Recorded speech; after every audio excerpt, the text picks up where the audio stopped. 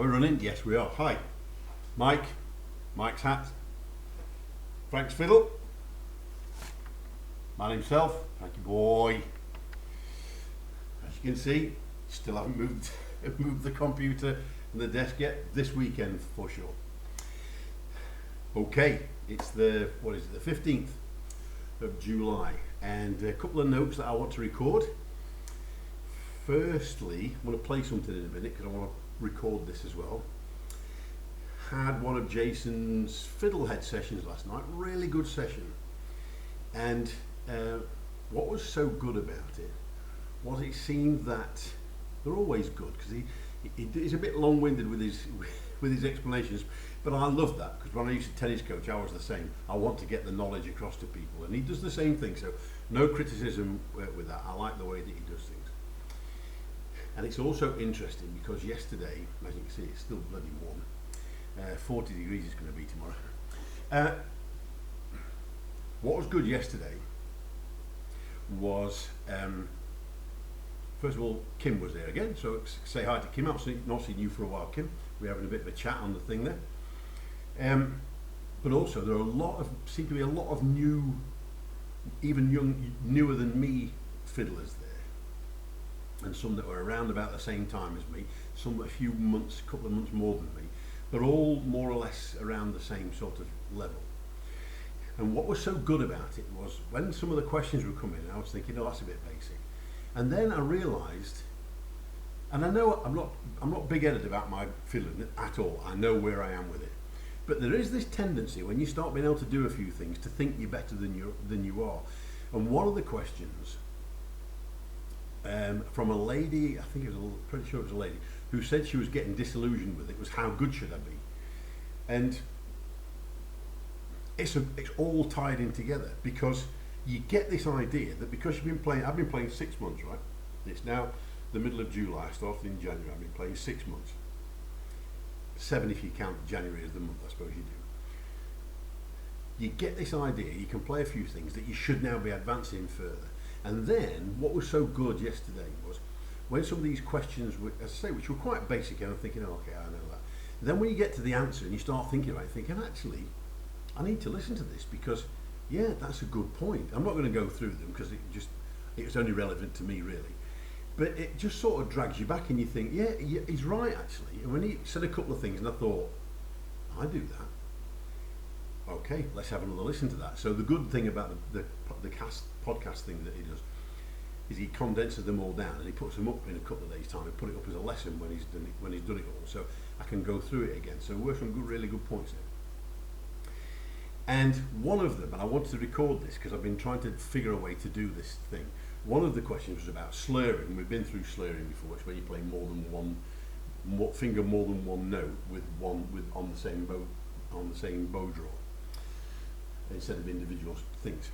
And I wanted to record this because this is something I've been trying to work on.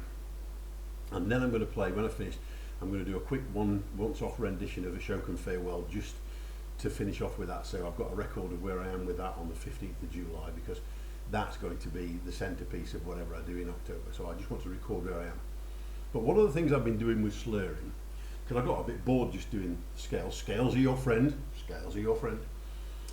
But I got a bit bored with just doing the scales and you start to get slack with it and lax with it and it's pointless. So what I started to do is I started doing this half-arsed follow the yellow brick road thing because it's a couple of different bowing things there. I'll show you what I mean. I better cock it up now. Once again, I've just been doing it. It sounded really good. So we start off really slow with the slurring. So again, slurring is it. Slurring is that, okay? So I got a bit bored with the scales, which is that's okay, and you get, as I say, you get a bit slack. So I started doing this.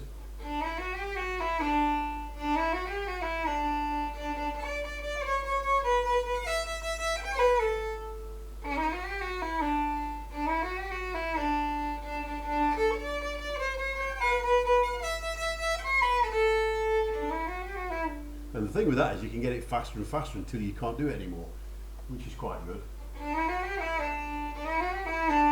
And so you see that's too fast because two of the notes sounded the same but together, so now to slow that back down again. So that's what I'm doing. If you do it too fast, so you miss a note, so therefore that's too fast. So that's how I'm doing my slurring bit. I'm doing that Follow the Yellow Brick Road, and that was a bit crappy, but because it also gives me double bowing.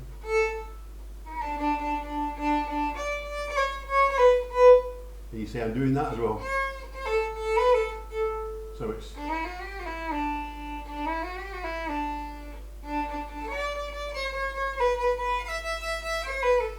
and I run out of bow, you see, so that's only if you noticed I've taken the tape off my bow. I'm trying it without the tape on. I think I might have put the tape back on, to be honest, but and I run out of bow, you see, so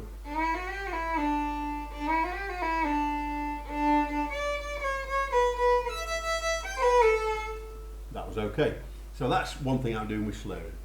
So I just wanted to record that for slurring practice and keep going back to that.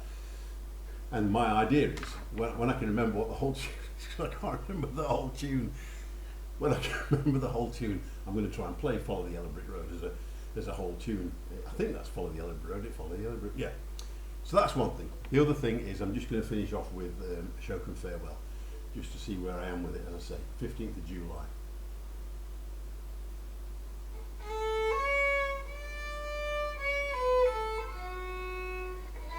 No.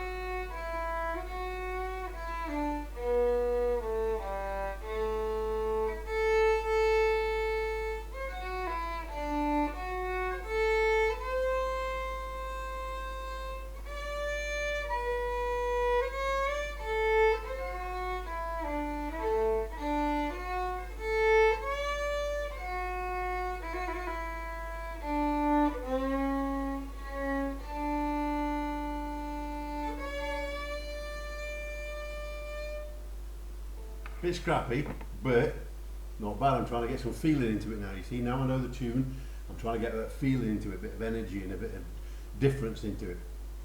I coined this phrase yesterday with a couple of the people on the thing. Artistic rebel, that's what I'm being, an artistic rebel. Anyway, be safe. That's where I am at the minute, 15th of June. See you all, take care. July, 15th of July.